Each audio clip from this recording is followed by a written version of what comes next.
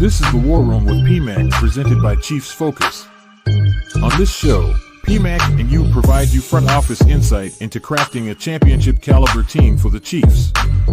They are identifying the right pieces to possibly meld together to lead to success this upcoming season. What it do? What it do? This is the War Room with PMAC. That guy over there is PMAC. I am you. That is the letter, not the word. All right. How you feeling, my man?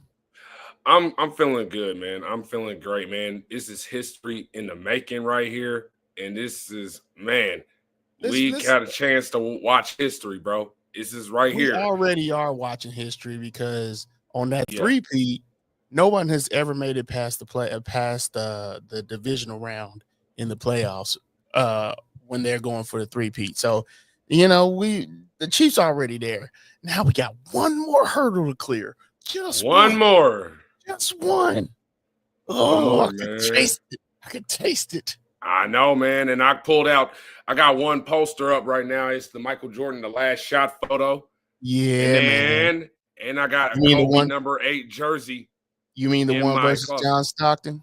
John Stockton and yes, Karl Byron Russell. Yeah, when he crossed Byron Russell. Oh, he pushed. Nah, man, it's just Michael, bro. First of all, Michael was just big like that. First and foremost. They're going to say Mahomes did a lot of cheating too, but he ain't do nothing. The refs were not paid. We didn't do nothing, so we ain't worried about it. We are not worried about it. I was just talking to my wife at dinner time, and I said, my kids are 8 years old. I mean, my oldest are 8 years old, and they don't know. They don't know anything about the Chiefs like that unless I tell them. But my youngest kids don't know anything but champions. My daughter is 2 years old. She's never experienced the Chiefs going anywhere but the Super Bowl. My son didn't even experience. He was born in July of 2020, so he never got to experience that Super Bowl loss.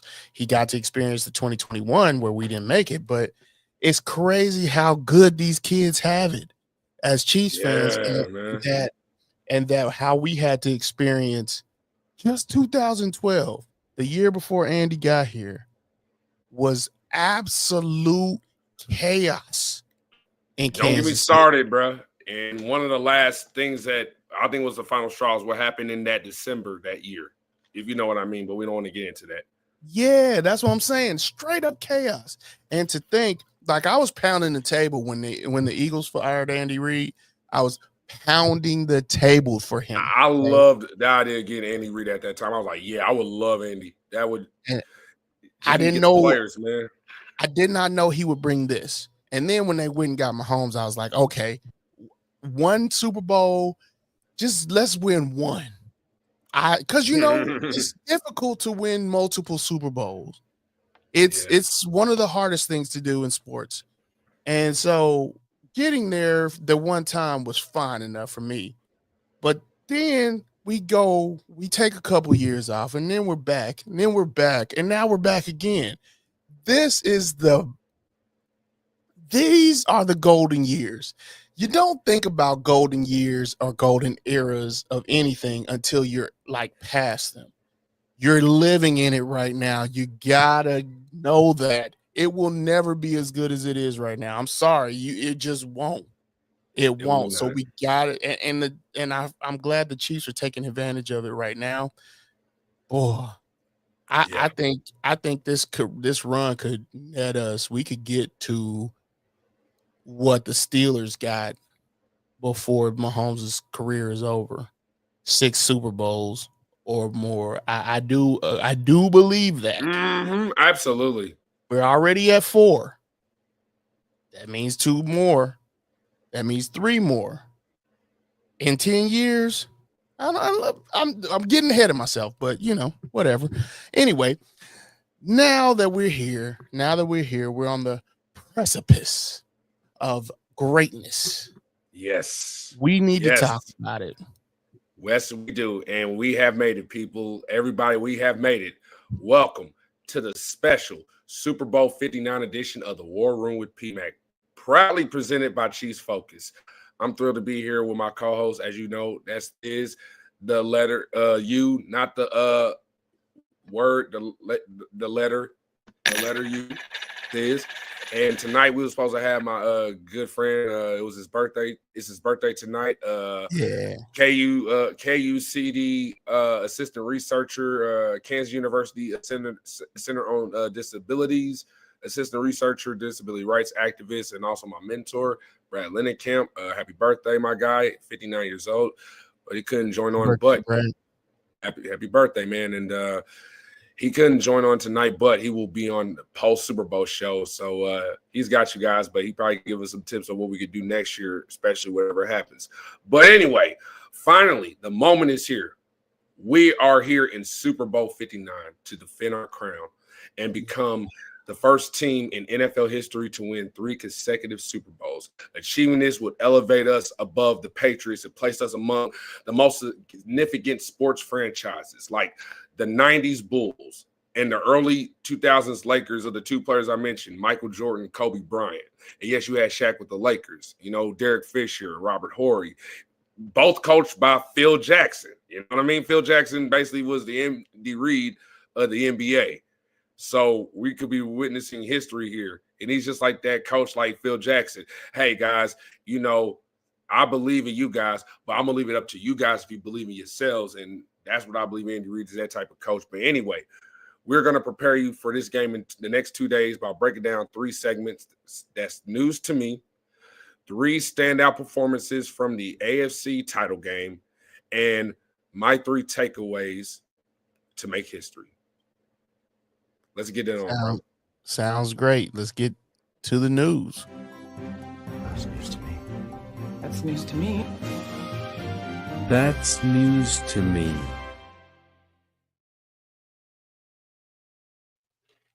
All right. As you know, the Kansas City Chiefs edged the Buffalo Bills 32-29, securing their 3rd consecutive AFC title on 2 Sunday nights ago. Trailing by 3 at the 2-minute warning, the Bills faced a 4th and 5 at their own 47-yard line in a key moment.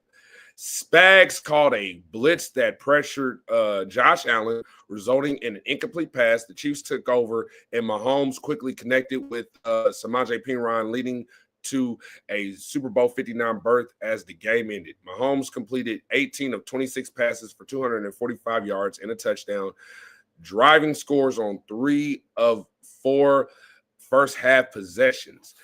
Kansas City opened on a 90-yard series, capping with a 12-yard touchdown run from Kareem Hunt for an early lead.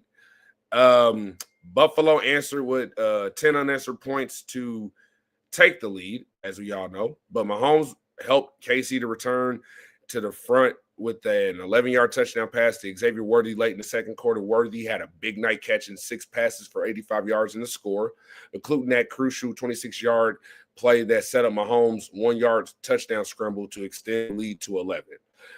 The Bills, however, fought back, reducing the deficit to 5 when Allen found Mac Hollins for a 34-yard touchdown before halftime. The Bills took the lead with a 1-yard touchdown run from James Cook late in the third. Despite 2-point conversion fails, they led by 1 and entering the fourth quarter. Allen was stopped on 4th down, turning possession back to the Chiefs. That 4th down stop was amazing, though, man. That was amazing. The Chiefs capitalized with a 5-play, 59-yard drive, ending a 10-yard Mahomes run and a successful 2-point conversion to Justin Watson for the 7-point lead. However, Allen tied the game at 29 with a 4-yard touchdown pass to Curtis Samuel. The Chiefs responded with a 35-yard go-ahead field goal by Harrison Butker, setting up Buffalo's final drive with just over 3 minutes left. It seemed overtime was possible, but Spags' timely blitz resulted in another incomplete pass from Allen, sending the Chiefs to their 5th Super Bowl in 6 seasons. They have 2 days as they're getting ready to go against the Eagles.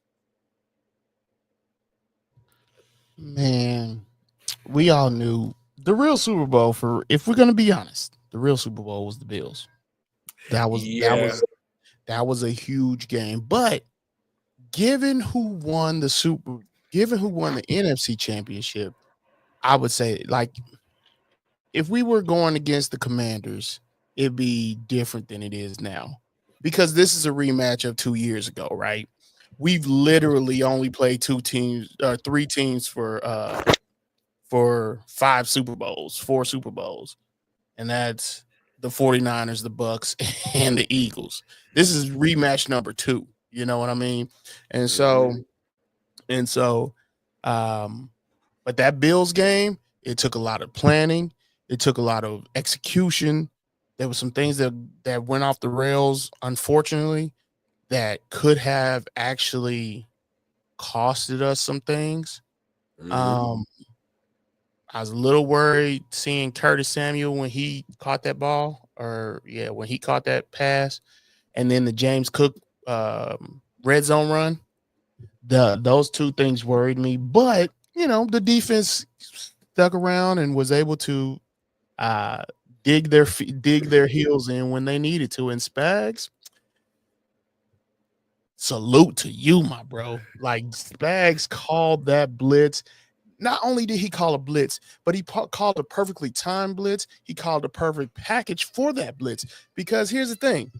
We already knew who was going to normally be the blitzer, but he brought it was like they caved in around him. It was amazing to see. Now, Allen did get the throw off. Now, let's be clear about that. But that's just going to be Allen, because Allen has the strength.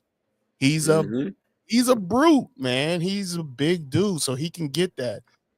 Dalton Kincaid is good, but he's no Travis Kelce. Like, let's be honest. Let's be real here. Isaiah Likely, I'm hollering at you. Dalton Kincaid, I'm talking to you. I'm talking to you, Kincaid, Buffalo.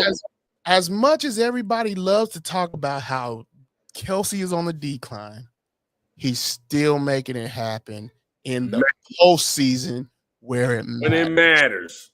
Because Dalton Kincaid had an opportunity to cement his legacy and at least get the Bills back to the Super Bowl.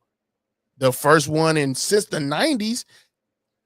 Like, we tend to think the 90s was 10 years ago. You're like, people my age and your age, we tend to think the 90s was a 10 year. The 90s. It still feels like it 10 years ago, but it's 30 plus years. Was 30 years ago, my guy. I know. Like, for example, do you not realize just over the Christmas holiday, they finally released 34 years of deleted scenes from Home Alone that nobody has ever seen. Yes. And everybody's reacted. They're like, oh, wow, we probably should have added this stuff to the movie. We're like, yes. Like the Marvin Harry rendition of Santa Claus coming to town. I'm like, you should have added this in the movie. This would have made it. It would have been like the Christmas version of Hakuna Matata. Yeah, but it's like it'd been funny as heck, bro. It's like, yo, these were good parts. Just like, okay, another part 2. We're not gonna get too much into the movie too, because it's one of my favorite movies of all time, and actually my favorite Christmas film of all time. And I know Christmas is over, but like, for example, do you know like that part where he goes downstairs to the basement, Kevin? He's like, it's just the furnace. He's like, it's just my imagination. And like, you hear the haunting music because it's John Williams, the same guy who composed the music for Jaws. And I felt like they said it too. That scene was going somewhere where originally that was supposed to be a nightmare sequence where the entire house was supposed to come alive and scare him. And then that's when he goes like, Mom! Right? But they said they were not going to do that because that was going to be scary for children. We didn't want to do that. Let's add a little scary stuff in and out there. And here's another example. One of my favorite Disney princesses of all time is definitely Belle from Beauty and the Beast, and the actress who played her, Paige O'Hara, was amazing. Like, for example, she had the final say in some of the choices in the movie, for example, like in Beauty and the Beast, the scene where Gaston dies, where he falls to death, right? Originally, like after he I think stabs the beast, Belle's like, no, and she takes something and hits him. He falls to the ground, but the wolves that attacked Belle and her horse earlier that the beast saved her from, they rip him to shreds. She said before that, no, because I have nieces and nephews, and I do not want them to have nightmares just like that Cruella de Vil sequence at the end of a 101 Dalmatians. Like, that moment there is what made them change the scene that we see today. But that last scene where he got torn up by the wolves was put in The Lion King with Scar. Mm-hmm. You know why? Because the same director of Beauty and the Beast directed The Lion King. I think his name was Don Hahn. Okay. You just gotta look him up. So anyway, so those are those examples of that right there. And those are those things that people just gotta research and understand, man. Like things just work, and like you have to make those important decisions, just like Spags making those decisions in order to get us there to the AFC Championship game, just like Mahomes making a decision on offense, just like the players that I said who was going to come through in the game, they came through. Worthy, Hunt, Kelsey, even opened up a little bit for Noah Gray, even DeAndre Hopkins. We're going to talk more about him later on in the show. But, man, Mahomes, for example, 17-3 in the postseason. And as you guys know, his victory got him over ahead of Joe Montana. He secured the second most postseason wins by a starting quarterback in NFL history, surpassing only Tom Brady, who has 35.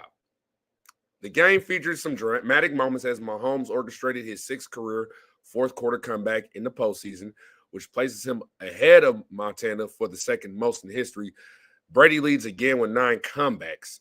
Mahomes also holds a career-winning record in games where he is trailed in the fourth quarter, and at standing is at 27-26. This remarkable statistic is the best for any quarterback, far ahead of the next closest record, ahead of Daryl LaMonica at just 3.86. So Mahomes is above 500 in winning in the fourth quarter when he's trailing. That's crazy. So now Mahomes is poised to start his 5th Super Bowl. This achievement will make him, alongside Brady and John Elway, the only quarterbacks in history to reach this milestone. Notably, Brady started his 5th Super Bowl at 34, as Elway did at 38. Mahomes is just 29. No doubt about how good that man is. I mean, he need a man who needs no introduction. None. Yeah. Absolutely, man. Pat wants to be the man. He is the man. Don't get me wrong, but he wants to be that guy. Mm-hmm. And I believe if there's anybody that can do it, it'll be him. And I'm talking about that guy that wins 8 Super Bowls to pass Tom Brady, because that's the goal here. He's not chasing ghosts. He's chasing history. And I ain't gonna lie. Sorry, Sam Darnold. I ain't gonna lie. 5 years ago, I never would have thought this was coming. I'm sorry. I just never. As easy as Patrick Mahomes is making it look, it's definitely difficult to make it to Super Bowls. It's man. Difficult. And to let us know how difficult that is, and I'm not gonna be short on this. Patrick Mahomes, Tom Brady they have played in and they make up most of the Super Bowl winners of the last 10 years. Patrick Mahomes you're talking about GOAT status here. Michael Jordan had to retire for Hakeem Olajuwon to get 2 rings. Speedy and classic. Also for Shaq to blow up to be where he's at today and remembered for today. He literally had to retire. And you know what? I never thought about it like that, because had Jordan not retired, Shaq probably would still be with the Magic. If we're gonna be real about it, because that what if situation. Yeah, man. So, but here's the thing, man. Shaq wanted to be an actor anyway, man. Come on, he wanted to be out there in LA. Like, come on. When you see Michael Jordan in Space Jam, he didn't have to go to LA to do it. But come on, when you see Michael Jordan in Space Jam, he was like, man, what could I do? I'm gonna make a movie called Kazam. Shaq didn't have to go to LA to be a star. And he was a rapper too. Yeah, he didn't have to go to LA to be a star. It's just hey, y'all. Happened. Hey, it's Shaq. Y'all, do y'all want me to pass it? No. And Shaq, they were paying him. They paid him good money, though. It wasn't just about him relocating. But anyway, Think about it. Back He's to where doing we was movies. going.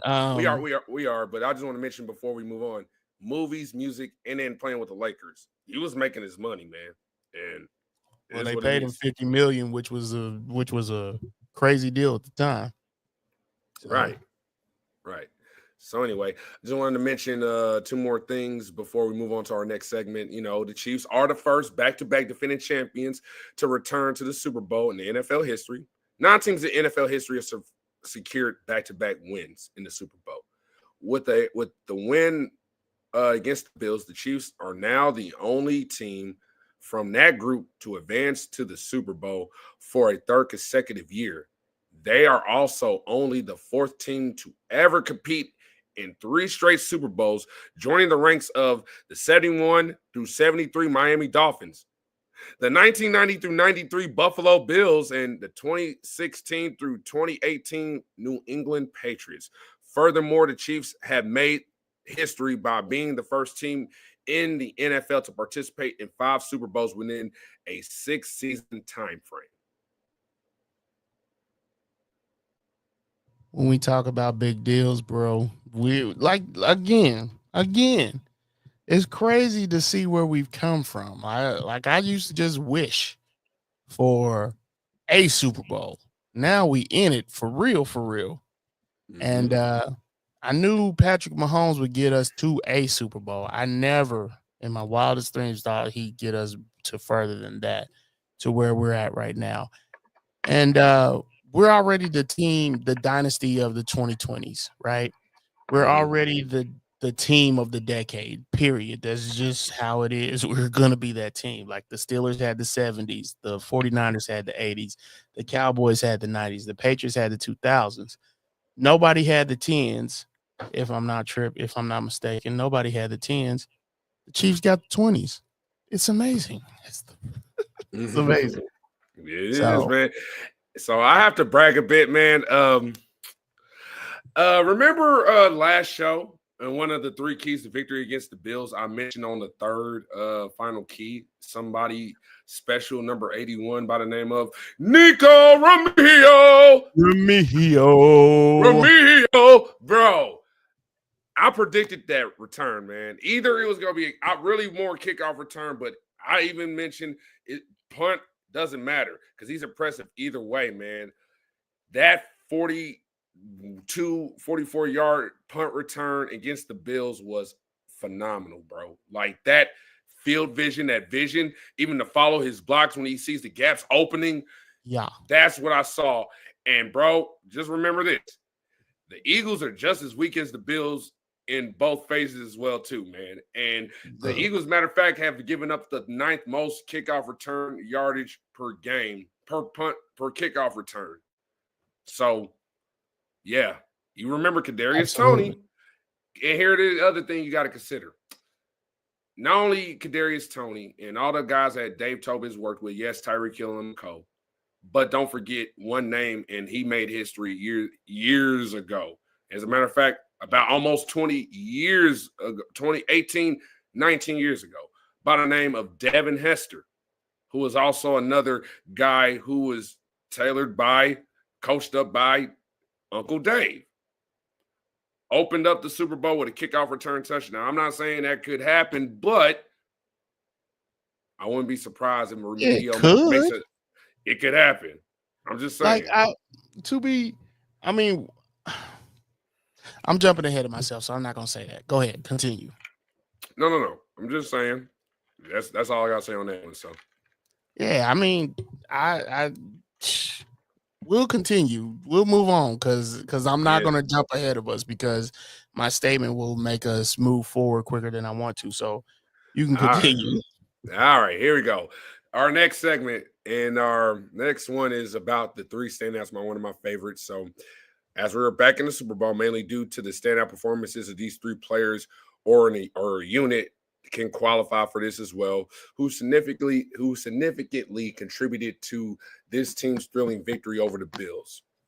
While team success relies on collective effort rather than individual accolades, these players and their crucial contributions were essential to the team's impressive performance to get back to the Super Bowl. And I'm going to start with Xavier Worthy recorded having his most successful performance of his career. Like I mentioned early in the News to Me segment, 6 receptions, 85 yards and a touchdown.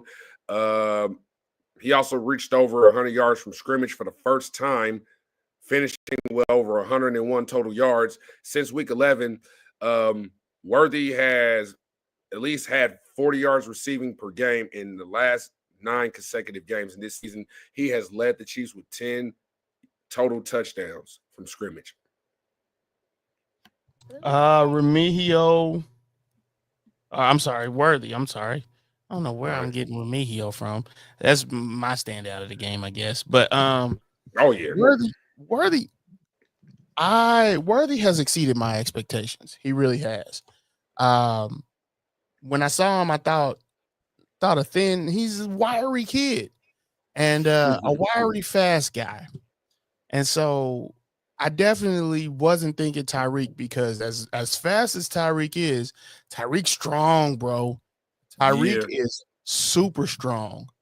I didn't know if Worthy could get there. Okay. Worthy has exceeded my expectations this season, like completely. He's been able to figure out how to run through tackles, run through the blocks, figuring out how to maneuver his way in and out of traffic. Like it's amazing to see his progression through the year, and it's to the point where he was dropping balls at first, but that's also a testament to D-Hop, who has actually said he's taken Worthy under his wings and said, like, look, bro, you gotta catch that. You gotta catch that. And if he it's worked too. Yeah, absolutely it has. And that's kind of the mentality of this Chiefs team. You get the wily veteran, and then you get the wily veteran, and you get the young kid, and you get them to bring each other along and help in progressions. It's amazing. It's been working out great. To give you an example, Hitchens was good in his first year. He was all right. Let's not say he was good. Right. But he What's up, helped. buddy? Yeah, that's my son. I'm sorry. You good, man? What's up, bud? Say hi. But anyway, he's Hitchens, as much as he wasn't great, he did at least help the preparation of the new group coming along. And then figured out that's what you need, man. with Yeah, the new just a communicator. Right. You don't have an old team, but when you do have veterans, you need to get those guys to help bring your young cats along. And that's what's happening on this team. Mm-hmm. So that's what I like. Yeah, absolutely, man. Here's the thing about Worthy, man. He may not be an all-pro yet, but, he's a strong receiver with that 4.21 speed and who could consistently challenge any team's top corner. And with D-Hop and Hollywood forming one of the league's most explosive receivers when they're in good health, opposing defenses, they're going to face a challenging task when they feature the 4 leading receivers, including Worthy and Juju Smith-Schuster, who both are also going to demand attention as well. So, and to be fair, I'm throwing this out there as well. If Rashid had never got injured, like everything works out. Oh man, that's why I'm looking forward to 2025 too. So go ahead. Everything works out. Rashid got injured, and we had to pivot. I don't think Worthy would have been what he is now had Rashid not gotten injured. And because we had to pivot, he would have still gotten progression. He would, but I don't think it would have been as fast as it was now. And he probably would have been in the return game too, which I'd never wanted him in, which means you wouldn't have got Remigio either. So it's all working together. But anyway, we keep it moving. Absolutely. So then my second standout, man, gotta give it up for Kareem Hunt, bro, scoring a touchdown for the second consecutive week leading up to this game. In that game against the Bills, he rushed for 64 yards on 17 carries and scored a touchdown for the 4th consecutive week with a 12-yard touchdown on the Chiefs' first series. This marks Kareem Hunt's 6th consecutive postseason game with a rushing touchdown, making him one of only 2 players and Alongside with this name, Terrell Davis to achieve a rushing score in each of his first 6 career playoff appearances. The Chiefs will have to rely on Hunt and their tough style of play to defeat the Eagles. The Eagles are going to make sure you to try to bring the toughness. I mentioned in our group chat and in our Chiefs Focus group chat that of course, yeah, you're going to have to bring that physicality, because that's one thing we did not bring in 2020 in Super Bowl 50 or 50, whatever it was, against the Buccaneers. That's the one thing we did not bring, is the physicality. But we're going to have to bring it this time. And Kareem is a catalyst for doing that. He will be the catalyst for getting those tough yards, and it's going to energize not only the rest of the team, but Travis Kelce as well, because he's going to be fired up when he sees those 1-yard runs. So I'm really amped about that. Yeah, absolutely. And I was going to mention this a part of that too, as you mentioned in that. And yeah, I'm going to mention Kareem later on in the last segment though, but here's what we're going to mention. One of the key main matchups, especially from our offense perspective, you really got to look at is Mahomes versus the secondary. The Mahomes versus the Eagles secondary. That's the one key one you got to look at. I was actually going to bring part of that up, and you got your three keys to win. I'm going to have mine too. So. All right, and that's the thing. And that strategy of going against that secondary, it really begins with our offensive line, bro. Begin at the line of scrimmage. It's going to be that, because here's the thing. I feel like we're moving ahead too quickly, but no. We're not. We're still on the same segment. I just want to mention this real quickly though, because it's a part of a talking point on this. So it begins with Mahomes with there having enough time to throw and create a clean pocket, particularly going against Jordan Davis, 6'6", 336 pounds. Big Georgia Bulldog. Big Georgia Bulldog. And another one who I say is Georgia Bulldog and Ndamukong Suh, Jalen Carter. Like, for real, bro. Additionally, we must generate Georgia Bulldog. Yes, we got to generate gaps for Kareem and, yes, Pacheco, both in the run game and in the passing game. So that's just my little quick point about that, especially how you get Kareem involved in that. So we move on for the final standout, and it's a collective group. As we mentioned, and how you mentioned, Spags and the defense rose to the occasion several times. Facing the league's number 2 scoring offense, the defense made crucial plays on that Sunday against the Bills to secure the victory. Firstly, we stopped Buffalo on 2 consecutive 2-point conversions midway through the game. Although the Bills scored 12 points around halftime, those failed conversions left them with a 1-point lead entering the fourth quarter. So the Bills seemed ready to extend their advantage with under 13 minutes left when the Chiefs stuffed Josh Allen on a short 4th down attempt. Mahomes quickly led a go-ahead touchdown drive after that turnover. The decisive moment came when the Bills, down by 3, faced that 4th and 5 at midfield, and Spags, like I mentioned earlier, called that blitz, immediately pressured Allen, and Allen was hit as he threw the ball, and his incomplete pass allowed the Chiefs to take over and maintain possession. And the standouts included Chris Jones with 8 pressures, cornerback Jalen Watson, who allowed only 2 catches on 9 yards on over 30 attempts. Overall, the Chiefs pressured Allen on 16 dropbacks, resulting in a mere 4 out of 13 completion rate. That's amazing. It's freaking amazing. And the thing about it is they also limited his runs too, because honestly, I thought he was going to run more. And I felt like, and Lamar was guilty of this last AFC Championship game. I felt like he came in trying to figure out how to beat Mahomes, how to outduel Mahomes. It wasn't about that. Yeah, you had, I felt like he was just trying to outthrow him.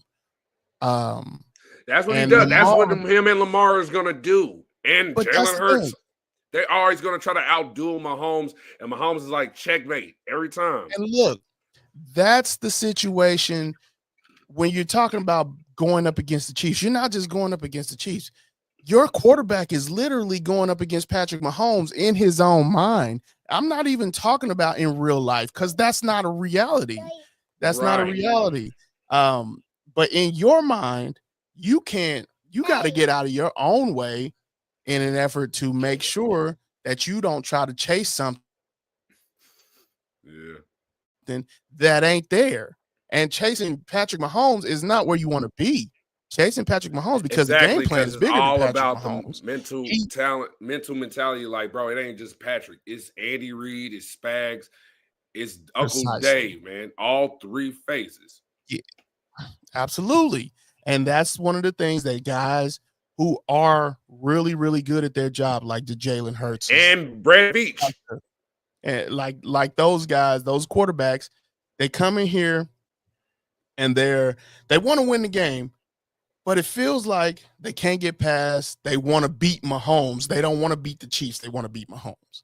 And that's going to make you fail every time. So I agree with you on that. That defense saw what was happening, and Josh Allen did not make them pay for it. Like, if we look back during the season, what was it that won him the game? It was his legs. He ran for that touchdown while time was expiring and won the game. He didn't do much of that running, and part of that was because Spags and the guys made sure to keep him at bay because Leo Chenal was spying him a lot that game. So that's a big deal. But I mean, shout out to the defense for real. So the three standouts was Worthy, Kareem Hunt, and the defense. Spags and the defense. So shout out to them. Absolutely, man. So not just producing sacks and takeaways, but also converting on those opportunities into points is going to be key going into Sunday as well, too, bro. Turnovers might decide this game as well, too, bro. The upcoming matchup right here, man, showcasing two top-tier offenses that are must-see TV. So a game like this on Sunday wouldn't be unexpected. Ultimately, turnovers and points generated from them may determine the outcome of this contest. And here's another thing to consider. This defense must, like, we all know McDuffie's going to be watching, going to be covering Brown and Smith, but watch them try to put Devontae Smith in the slot or Brown going up against Shamari Connor. You know what I mean? Absolutely. And that right there, that's going to have Philly, that's going to make Philly think they have a significant chance to gain quick and lasting offensive momentum by targeting those two within that slot or Dallas Goedert over the middle on this coming Sunday. So the team, guys, Spags, be vigilant when y'all identify this strategy. I'm gonna tell you. Are we moving to that part now? We are officially moving on to that part. I'm gonna tell you what it is. Now, go ahead. I'm gonna give you one of my three. Go ahead. I know we didn't discuss 3 for you and 3 for me, but I'm gonna do it one of my 3. Go ahead, brother. The safeties got to be on deck because the safeties are what's going to be up in the box and out with the tight ends. So with that being said, the tight ends are going to be huge in this game. Dallas Goedert is going to be huge in this game. And if you think about it, the last Super Bowl, Dallas Goedert was one of the guys that actually made that first down catch. He wasn't heavily in the game plan, but he made that one first down catch on the sidelines. So when you look at Isaiah Likely, when you look at old boy from the Bills that scored the touchdown, that long touchdown from Josh Allen, tight ends have been our Achilles heel. I'm not worried about Saquon like that. Yes, you should worry about him, but tight ends have been our Achilles heel this season. So pay attention. The Chiefs have to pay attention to the tight end position. Always keep an eye on that. Absolutely. That's one of my keys. All right. And with that being said, as this gave out one of his main keys to history, I'm going to give you my 3 keys to history. And I feel like personally, from my heart of hearts, these are the 3 keys for the Chiefs of making history right here. And the first one, I'm going to give this one to Brad Linnenkamp because Brad, even though he's not on this one, I'm giving him credit to this because he's been saying it all week over the last 2 weeks, especially when he's been wanting to get on the show. And here it is. Bradley and Kemp says, shut down Saquon Barkley, just like he said on the show when it was before we played the Falcons, to shut down Bijan Robinson, shut down Saquon, limit Saquon Barkley's impact. This season, he has 7 touchdowns, runs over 60 yards with 3 in the postseason. No player has surpassed 3 in total postseason careers. If Barkley had played in the Eagles postseason playoff finale, he likely would have gained the 100 yards needed to surpass the last regular season game finale. If he played in that game, he would have gained that 100 yards needed to surpass Eric Dickerson's 2,105 yard regular season record. An additional 53 yards in the Super Bowl would give Barkley the first ever 2,500 yard season, including in the postseason.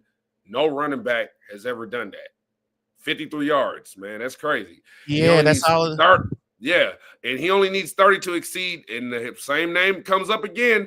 Terrell Davis, 2,476 yard record from 1998. His contributions as a ball carrier and pass catcher will be vital for the Eagles to try to beat the Chiefs on Sunday. So, how to stop Barkley? What I think a part of that key is to stop Barkley. Force the Eagles receivers outside. Jalen Hurts hasn't shown his pass efficiency, but can still exploit defenses, especially within 15 yards of the line. The Chiefs must stop Barkley at all costs, so the Eagles, should try to use Hurts passing to try to win the game. But, I love what Quentin said on the show on Tuesday where he's like, when you get into passing, it's good for us. Or anyway, Leo Chenal may be the Chiefs' best defensive player in the key to containing Saquon. As a versatile front 7 player, he can effectively give the Chiefs a 5-man front with 4 down linemen.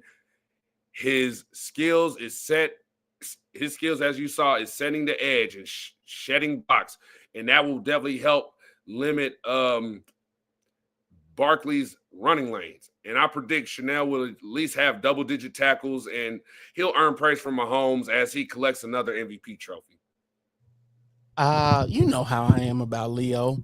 Me and you've been talking about Leo since before he was really a starter, to be honest. Leo as a spy is going to be great. Not only will he be able to keep Jalen Hurts at bay, because we still got to worry about that. We still got to think about that. We still got to think about that, and because Jalen Hurts will take off at some point. With that being said, Leo has to keep those eyes vigilant, make sure he stays in those lanes, because Saquon and Jalen Hurts are dynamic runners. So that's going to be a big deal moving forward. And Drew is another guy that's going to be like backup to Chenal. He's not as fast as Chenal, but he will be like that backup guy. Like Drew didn't get a lot of play time in the last Super Bowl. I think he might get a lot of play time this one. So we always got to consider that. So, yeah. And so with that, I'm going to number 2 key to history. Limit Jalen Hurts' impact too. Just like Josh Allen, Hurts can evade the pocket, scramble for extra yards, and create plays on the fly when a planned play flatters. Spags likes to get creative with his pass rushes, so this highlights the necessity for our pass rush stagnation to not only manage the edge containment, but also for our secondary to do their part, which involving locating the nearest receiver and following them whenever Hurts is mobile and searching for an available target. Man, absolutely. I'm trying to think of who mine would be. But I think you're spot on with that for sure. Absolutely. I don't have any rebuttal. I don't have any rebuttals to what you just said at all. Okay. You're absolutely right. Here's the thing, though, about it, because, everybody's going to focus on Chris Jones as the X factor, but the real key is Omenihu, Charles Omenihu. He consistently pressures the quarterbacks and excels in stopping the run, delivering crucial plays like swatting down Josh Allen's pass in the AFC title game. When the Eagles are in the red zone on the left hash mark, bring a corner blitz from the blind side. Limited space reduces A.J. Brown's maneuvering.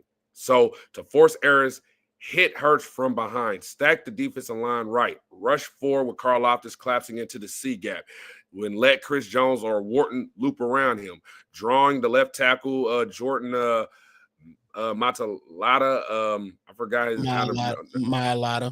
Mailata. Yeah, Jordan Mailata's attention. Draw that attention and give McDuffie or Jalen Watson a free shot on Hurts. To contain the Eagles, making Hurts uncomfortable is essential. Look, man. Omenihu is amazing. I love that dude. Mm-hmm. And he didn't get the opportunity to play in the last Super Bowl. Mm-hmm. So this is going to be his opportunity to not only make a name for himself, not only to make a play, but also to get paid. Because next year, I think his contract's up, if I'm not tripping. Mm-hmm. So with that being said, I think this is going to be an Omenihu game. Even if he takes let's say he gets off early. Because I feel like he's gonna get off early. One sack, couple pressures, to the point where they're going to shade some guys over to him. Which means that Karl Loftus and Chris Jones are going to be able to get off.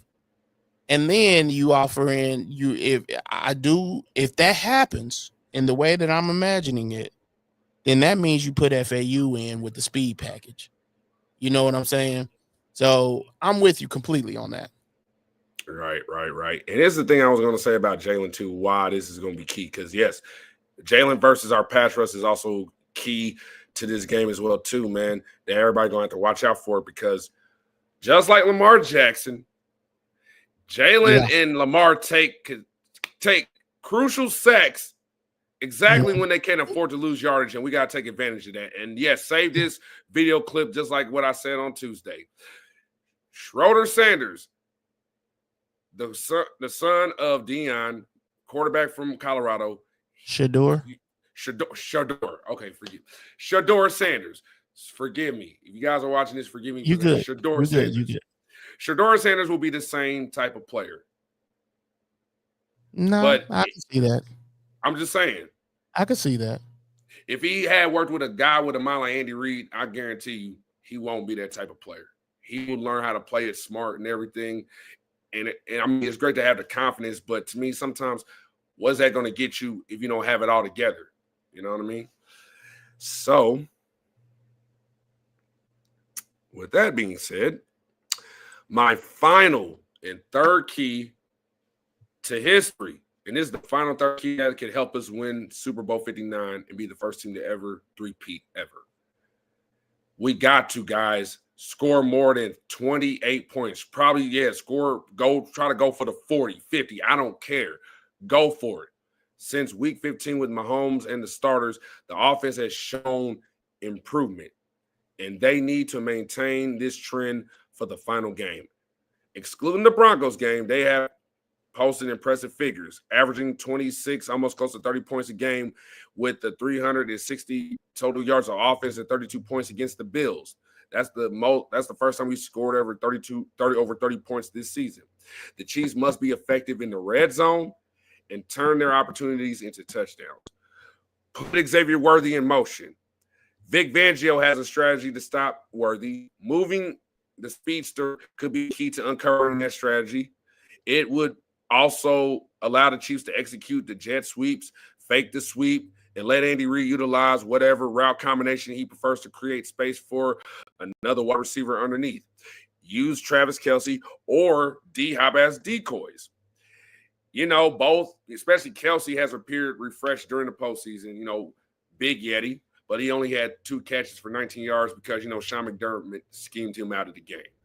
But if Fangio tries to do the same approach like McDermott did with Kelsey, run Kelsey on his signature crossing routes or D-Hop on those crossing routes, especially when Kelsey is lined up outside, which opens up the inside guys, like especially if you're going to have D-Hop on the inside or Juju or Noah Gray. So that was one of those things you got to do. And this is one of the other things, too, you're going to love this one. Attack Oren Burks. Oren Burks, the linebacker for the Eagles, that guy is the weakest link in the defense of the Eagles. Starting in place of Nakobe Dean, another guy that I wanted to choose to get along that same year with Carl Loftus and McDuffie. Bro.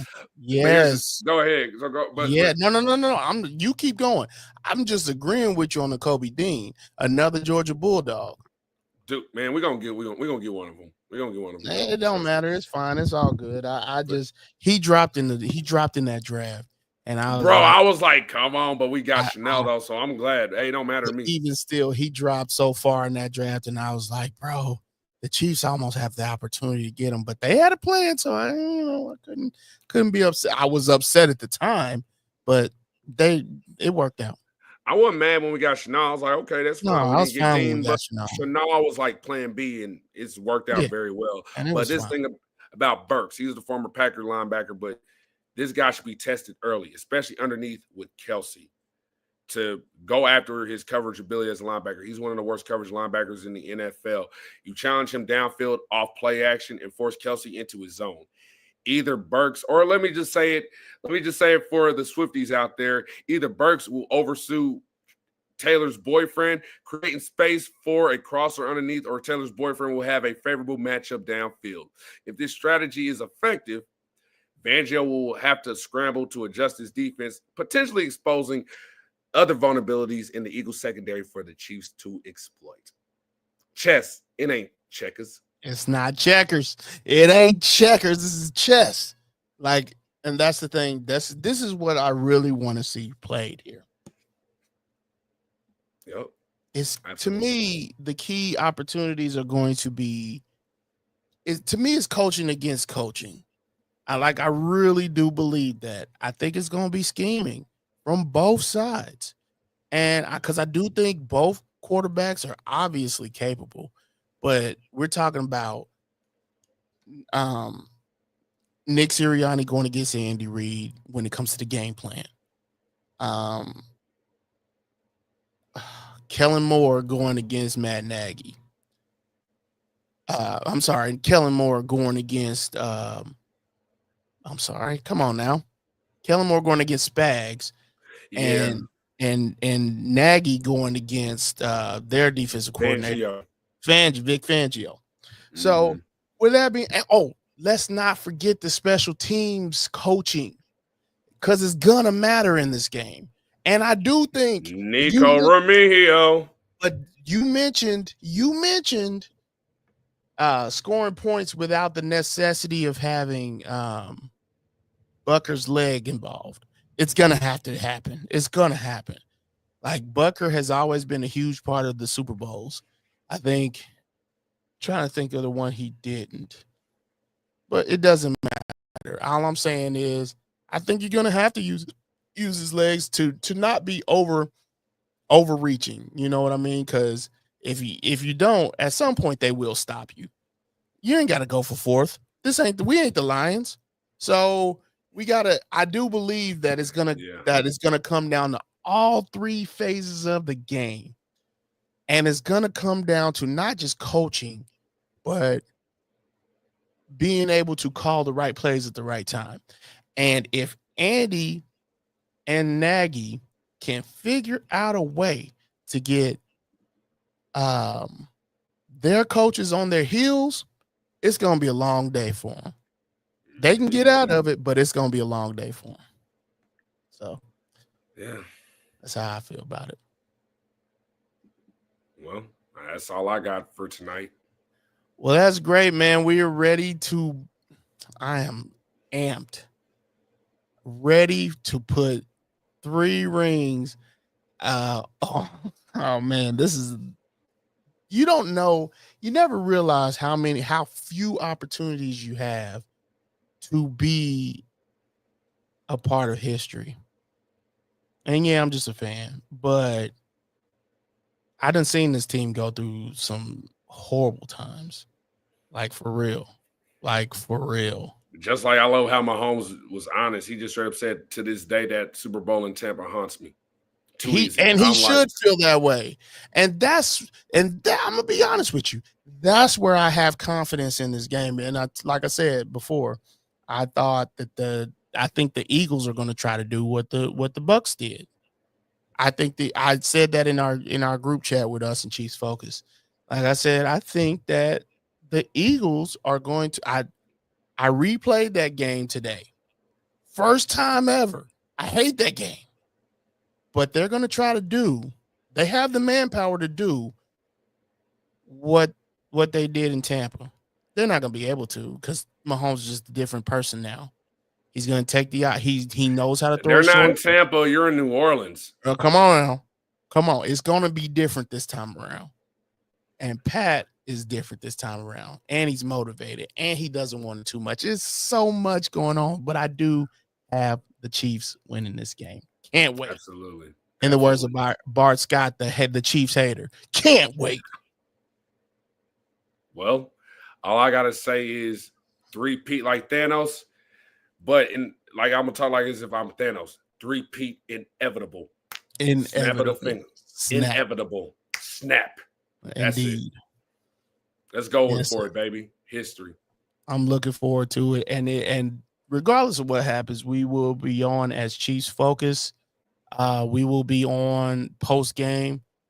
So we will look forward to celebrating a win because I don't believe it'll be anything other than. So do you have anything to end the show off with? 3-peat inevitable. 3-peat inevitable. With that being said, I think that's all we need to say. So for PMAC, for myself, for Chiefs Focus, we out. We out. Deuces.